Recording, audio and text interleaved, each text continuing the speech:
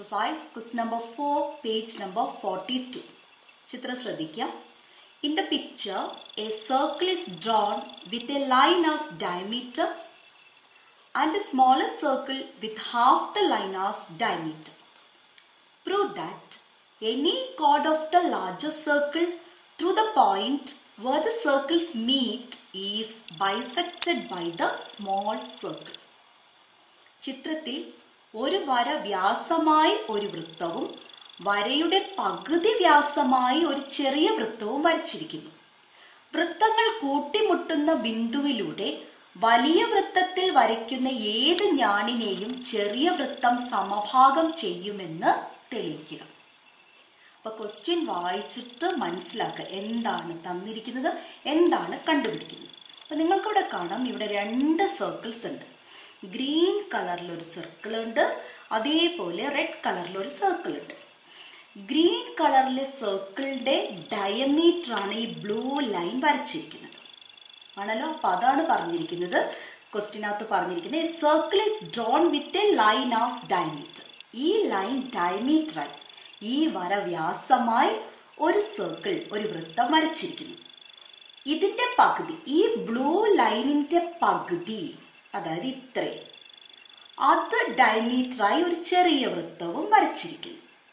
Okay, ഈ രണ്ട് സർക്കിൾസും meet ചെയ്യുന്ന പോയിന്റ് അതേതാണ്? ഈ രണ്ട് സർക്കിൾസും കൂടെ കൂട്ടിമുട്ടുന്ന പോയിന്റ് ഈ പോയിന്റ്. ഓക്കെ, ഈ പോയിന്റിൽ നിന്ന് വരയ്ക്കുന്ന കോഡ് ഞാണ്. ഈ പോയിന്റിൽ നിന്ന് വലിയ സർക്കിളിൽ വരയ്ക്കുന്ന കോഡ് എന്നാണ് ക്വസ്റ്റ്യനിൽ പറഞ്ഞിരിക്കുന്നത്. Any chord of the largest circle through the point where the circles meet. വൃത്തങ്ങൾ കൂട്ടിമുട്ടുന്ന ബിന്ദുവിലൂടെ വലിയ വൃത്തത്തിൽ വരയ്ക്കുന്ന ഏത് ഞാണിനെയും, അപ്പൊ അതേതാണ് വലിയ, ഈ പോയിന്റിൽ നിന്ന് കാണുന്ന കോഡ് ഏതാണ്? ഡയമീറ്റർ അല്ലാതെ ഈ ഒരു ബ്ലാക്ക് കളറിൽ ഒരു കോഡ് നിങ്ങൾക്ക് കാണാം. ഈ കോഡ് ചെറിയ സർക്കിളിനെ സമഭാഗം ചെയ്യുന്നു, ചെറിയ സർക്കിളിനെ ബൈസെക്ട് ചെയ്യുന്നു എന്ന് നമുക്ക് പ്രൂവ് ചെയ്യണം. അതായത് ഈ ലൈൻ ഈ സർക്കിൾ ബൈസെക്ട് ചെയ്യുന്നു.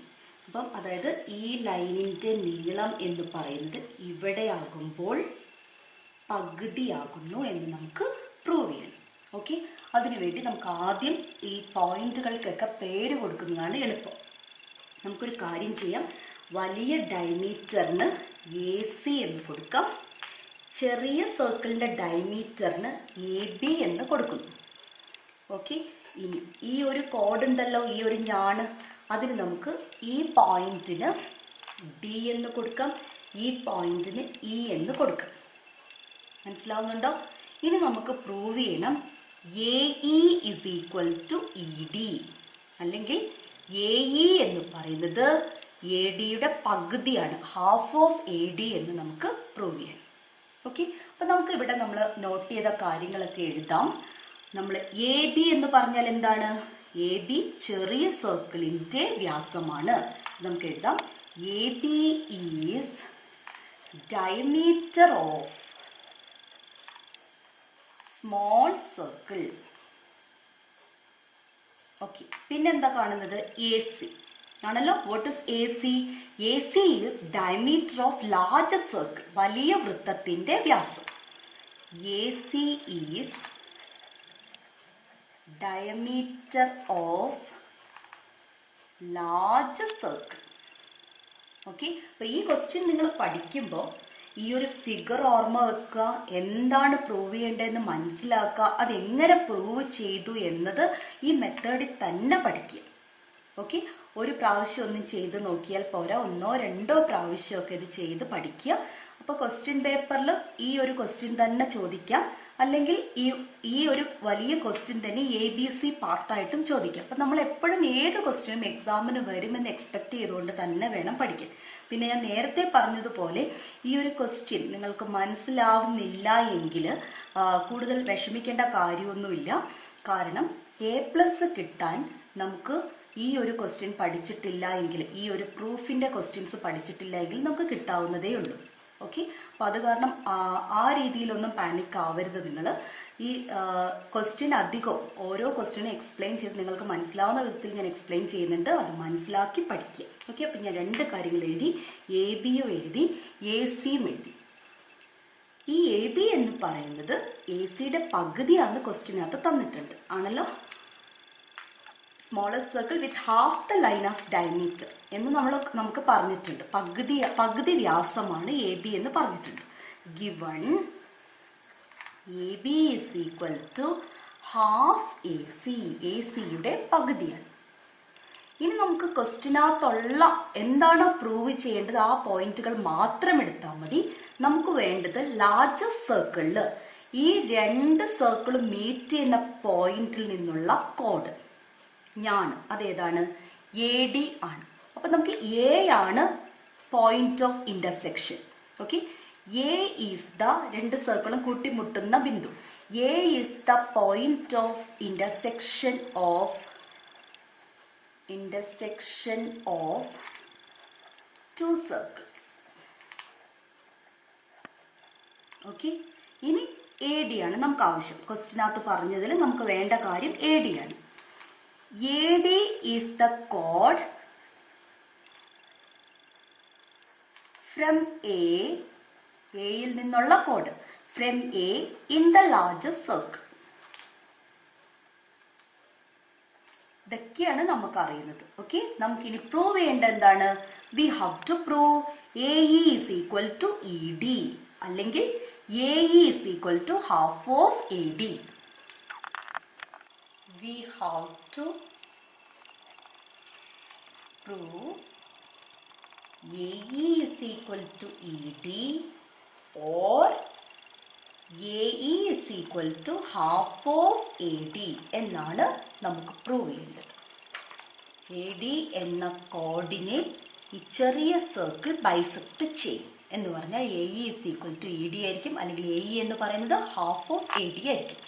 അതിനുവേണ്ടി നമ്മൾ ഈ ചിത്രത്തിൽ ചെറിയ മാറ്റങ്ങൾ വരുത്തേണ്ടതായിട്ടുണ്ട്. കാരണം എ ബി ഡയമീറ്റർ ആയ സർക്കിളിലെ പോയിന്റ് ആണ് E. Okay. A C diameter ആയ സർക്കിളിലെ പോയിന്റ് ആണ് ഡി. അപ്പൊ നമ്മൾ പഠിച്ച ഒന്നാമത്തെ റിസൾട്ടിൽ നമുക്കറിയാം angle in the semi circle is 90 degree എന്ന്. അപ്പൊ നമ്മൾ ഈ ഇനെ ഓൾറെഡി ഡയമീറ്ററിന്റെ ഒരു പോയിന്റുമായിട്ട് ജോയിൻ ചെയ്തിട്ടുണ്ട്. അതിന് മറ്റേ പോയിന്റുമായിട്ട് ജോയിൻ ചെയ്താല് ഈ ആംഗിൾ എത്രയാ വരിക? ഇത് 90 ഡിഗ്രി ആണ്. കാരണം ഇത് ചെറിയ സർക്കിളിലെ സെമി സർക്കിൾ. ഓക്കെ. സെമി സർക്കിളിൽ വരുന്ന ആംഗിൾ ആണ്. അതേപോലെ ഡിയും സിയും ജോയിൻ ചെയ്യുമ്പം നമുക്ക് ആംഗിൾ എ ഡി സി എന്ന് പറയുന്നത് angle in the semi circle with diameter A C. A C diameter ആയിട്ടുള്ള സെമി സർക്കിളിലെ ആംഗിൾ ആണത്. സോ അതും എന്താ വരിക? 90 ഡിഗ്രി ആണ് വരിക. അപ്പൊ ആ കാര്യം നമ്മൾ നോട്ട് ചെയ്യുന്നു. ഓക്കെ. അപ്പൊ നമുക്ക് എഴുതാം. അതിനു മുമ്പ് നമ്മൾ ജോയിൻ ചെയ്ത ഏതൊക്കെയാണ്? ഡി സിയും ജോയിൻ ചെയ്തു, ഇ ബിയും ജോയിൻ ചെയ്തു. സോ ജോയിൻ യോജിപ്പിക്കുക എന്ന് പറഞ്ഞ് എഴുതാം. D C and E B. ഇനി ഇപ്പോൾ നമ്മൾ കണ്ട കാര്യം. Okay. Angle A E B is equal to 90 degree. Reason എന്താ? Angle in the semicircle with diameter AB. AB diameter ആയ സർക്കിളിൽ സെമി സർക്കിളിലെ ആംഗിൾ ആണ് ആംഗിൾ എ ഇ ബി. അത് 90 ഡിഗ്രി ആണ്. അതേപോലെ നമുക്ക് എന്തെഴുതാം? Angle A D C 90 degree എഴുതാം. Okay. Angle A D C is equal to 90 degree. അതിന്റെ റീസണും നമ്മുടെ റിസൾട്ട് 1 തന്നെയാണ്. Angle in the semi circle, അർദ്ധവൃത്തത്തിലെ എ സി വ്യാസമായ അർദ്ധവൃത്തത്തിലെ കോൺ. Semi circle with diameter A C. So നമുക്ക് തന്ന ഫിഗറില് നമുക്ക് 2 ട്രയാങ്കിൾസ് കാണാം. 2 റൈറ്റ് ട്രയാങ്കിൾസ് കാണാം. ഒന്ന് ട്രയാങ്കിൾ എ ഇ ബിയും രണ്ടാമത്തെ ട്രയാങ്കിൾ എ ഡി സിയും. സോ ഈ രണ്ട് ട്രയാങ്കിൾസും സദൃശ്യമാണ്, സിമിലർ ആണോ എന്ന് നമ്മൾ ചെക്ക് ചെയ്യണം. ഓക്കെ, സോ നമുക്ക് ഇവിടെ രണ്ട് ട്രയാങ്കിൾസ് കൺസിഡർ ചെയ്യാം. രണ്ടും 90 ഡിഗ്രി, ഒരു ആംഗിൾ 90 ഡിഗ്രി ആണ്. ഇത് രണ്ടും മട്ടത്രികോണങ്ങളാണ്, രണ്ട് റൈറ്റ് ട്രയാങ്കിൾസ് ആണ്. രണ്ട് റൈറ്റ് ട്രയാങ്കിൾസ് നമ്മൾ കൺസിഡർ ചെയ്യുന്നു. Consider triangle AEB and triangle ADC. Okay, ഈ രണ്ട് ട്രയാങ്കിളിലും നമ്മൾ ഒരുപോലെയുള്ള എന്തൊക്കെ മെഷേഴ്സ് ആണ് കാണുന്നത്? നമുക്ക് ഒരു ആംഗിൾ അറിയാം, ആംഗിൾ AEB 90 ഡിഗ്രിയാണ്, ആംഗിൾ ADC 90 ഡിഗ്രിയാണ്. സോ ഇയും EDയും എന്താണ്? ഈക്വൽ ആണ്. ഓക്കെ, നമുക്ക് എഴുതാം angle E is equal to angle D. Reason എന്താ? ഈച്ച് ഈക്വൽ ടു 90 ഡിഗ്രി, ഓരോന്നും 90 ഡിഗ്രി വീതമാണ്. സോ അത് രണ്ടും ഈക്വൽ ആണ്. അതേപോലെ വേറെ ഏതെങ്കിലും ആംഗിൾ സെയിം ആണോ? ഈ ചെറിയ ട്രയാങ്കിളിലും ഈ വലിയ ട്രയാങ്കിളിലും, ഈ രണ്ട് ട്രയാങ്കിളിലുമുള്ള കോമൺ ആംഗിൾ ആണ് A. സോ അത് ഈക്വൽ ആണ്. Okay, angle A is equal to angle in both the triangles. കാരണം എന്താണ്? കോമൺ ആംഗിൾ, പൊതുവായ കോൺ. രണ്ട് ആംഗിൾസ് ഈക്വൽ ആണെങ്കിൽ മൂന്നാമത്തെ ആംഗിളും ഈക്വൽ ആയിരിക്കും. Therefore, angle B is equal to angle C. കാരണം എന്താണ്? Two angles are equal. രണ്ട് കോണുകൾ തുല്യമാണെങ്കിൽ മൂന്നാമത്തെ കോണുകളും എന്തായിരിക്കും? തുല്യമായിരിക്കും. സോ രണ്ട് ട്രയാങ്കിളുകളുടെ ആംഗിൾസ് എല്ലാം, കറസ്പോണ്ടിങ് ആംഗിൾസ് ഈക്വൽ ആണെങ്കിൽ ആ രണ്ട് ട്രയാങ്കിൾസും എന്താണ്? അത് സിമിലർ ആണ്, സദൃശ്യമായ ത്രികോണങ്ങളാണ്. Therefore, by AAA angle angle angle അങ്ങനെ എഴുതണം നിർബന്ധമൊന്നുമില്ല. എന്താ റീസൺ എന്നൊന്നും പറയണ്ട. നമുക്ക് ഈ മൂന്ന് ആംഗിൾ ഈക്വൽ ആണെന്ന് പറയുമ്പോൾ തന്നെ നമുക്ക് എഴുതാം ആദ്യത്തെ ട്രയാങ്കിൾ, ആ ചെറിയ triangle AEB similar to triangle ADC.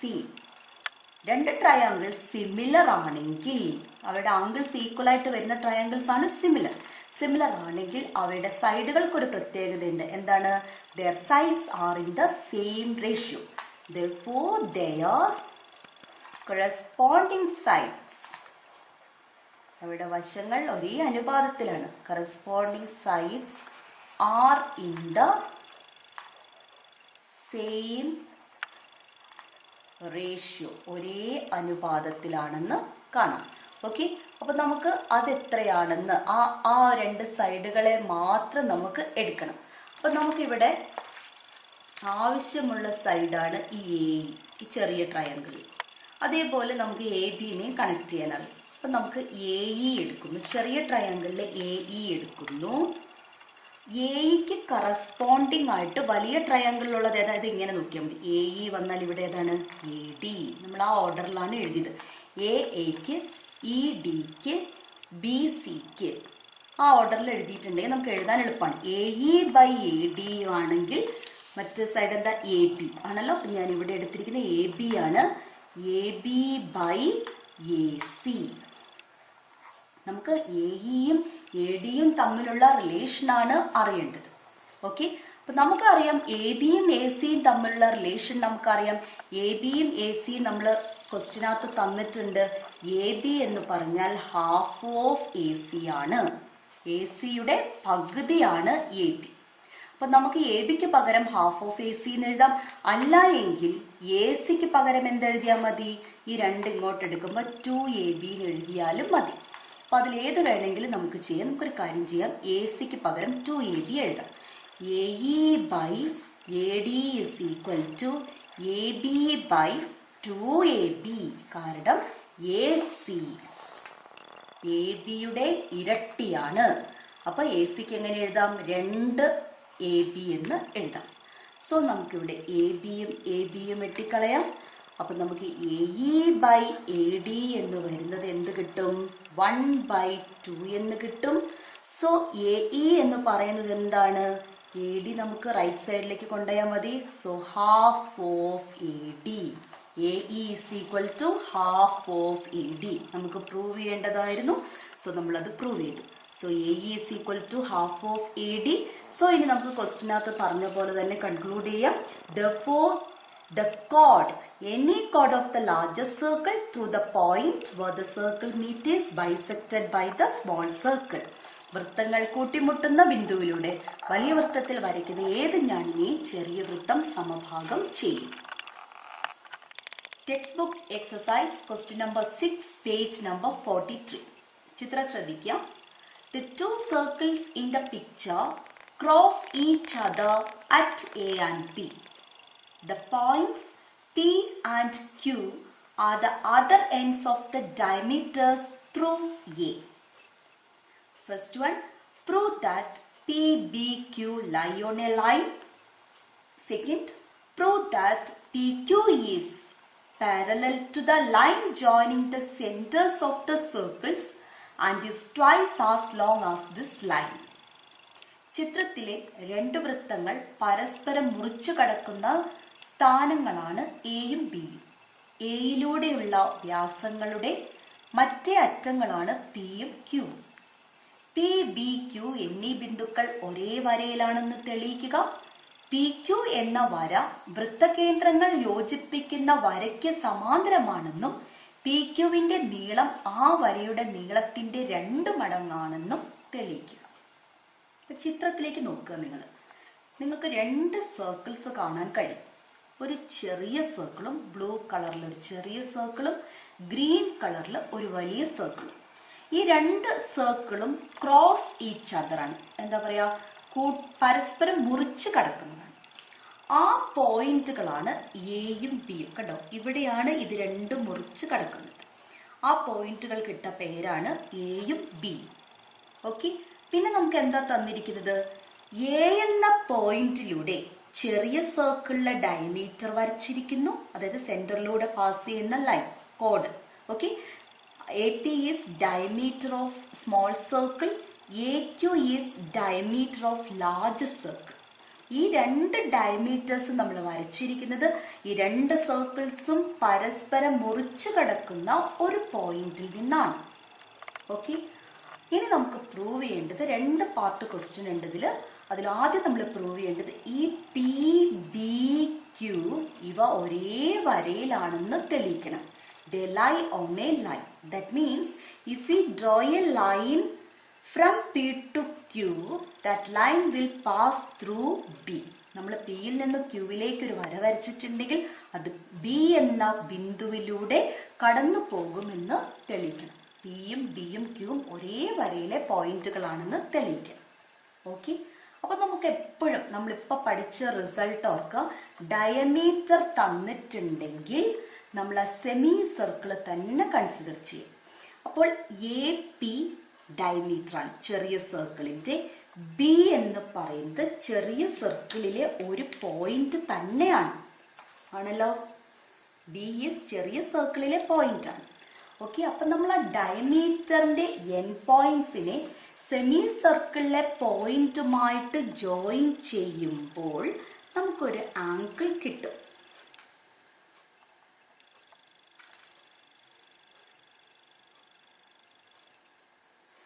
ആ ആംഗിൾ എത്രയാണ്? 90 ഡിഗ്രി ആണ്. കാരണം നമുക്കറിയാം angle in the semi circle is 90 degree. അതേപോലെ തന്നെ വലിയ സർക്കിൾ നോക്കുക. അതിൽ AQ ഡയമീറ്റർ ആണെന്ന് പറഞ്ഞിട്ടുണ്ട്. സോ ആ സെമി സർക്കിളിലെ ഒരു പോയിന്റ് തന്നെയാണ് EB. സോ ആ വലിയ സർക്കിളിലെ ഡയമീറ്ററിന്റെ എൻ പോയിന്റ്സിനെ ബി എന്ന പോയിന്റുമായിട്ട് ജോയിൻ ചെയ്യുമ്പോൾ നമുക്ക് അവിടെയും ഒരു ആംഗിൾ കിട്ടും. അതും എത്ര തന്നെയാണ് വരിക? അതും 90 ഡിഗ്രി തന്നെയാണ് വരിക. സോ ഈ ആംഗിളും എത്ര തന്നെയാണ്? 90 ഡിഗ്രി. സോ ബി എന്ന പോയിന്റിന് ചുറ്റുമുള്ള ആംഗിൾസ് 2 ആംഗിൾസ് ആണ്. രണ്ടും എന്താണ്? 90 90, ദാറ്റ് ഇസ് 180 ഡിഗ്രി. ഇത് 180 ഡിഗ്രി ആണെങ്കിൽ ഈ AB എന്ന ലൈൻ പി ക്യൂവിന് പെർപെൻഡിക്കുലർ ആണ്, ലംബമാണ്. അപ്പൊ ഇത് മൊത്തം 180 വന്നു. സോ ഇവിടെ ആംഗിൾ ഇല്ല. ഇവിടെ എന്താ പറയുക? നേരെ വരികയാണ് അല്ലെ? നേർരേഖയിലുള്ള ആംഗിൾ ആണ് എന്ത്? 180. സോ ഈ പോയിന്റും ഇത് പി, ഇത് ക്യൂ, ഇത് ബി യു ആണെങ്കിൽ നമുക്ക് എന്ത് പ്രൂവ് ചെയ്യാൻ പറ്റും? ഇത് മൂന്നും ഒരേ പോയിന്റ്, ഒരേ വരയിലെ പോയിന്റുകളാണെന്ന് തെളിയിക്കാം. മനസ്സിലായല്ലോ? അപ്പൊ നമുക്ക് ഇവിടെ തന്നിരിക്കുന്ന കാര്യങ്ങൾ ആദ്യം എഴുതാം. A P. Okay, A P എന്താണ്? A P is diameter of small circle. ഇതിങ്ങനെ തന്നെ സ്റ്റെപ്പ് എഴുതണം എന്ന് നിർബന്ധമൊന്നുമില്ല, നിങ്ങൾക്ക് മനസ്സിലാവാൻ വേണ്ടിയിട്ടാണ് ഞാൻ ഇങ്ങനെ എഴുതാൻ പറയുന്നത്. A P is diameter of small circle. ഇനി എ ക്യു എന്താണ്? A Q is diameter of large circle, വലിയ വൃത്തത്തിന്റെ വ്യാസം.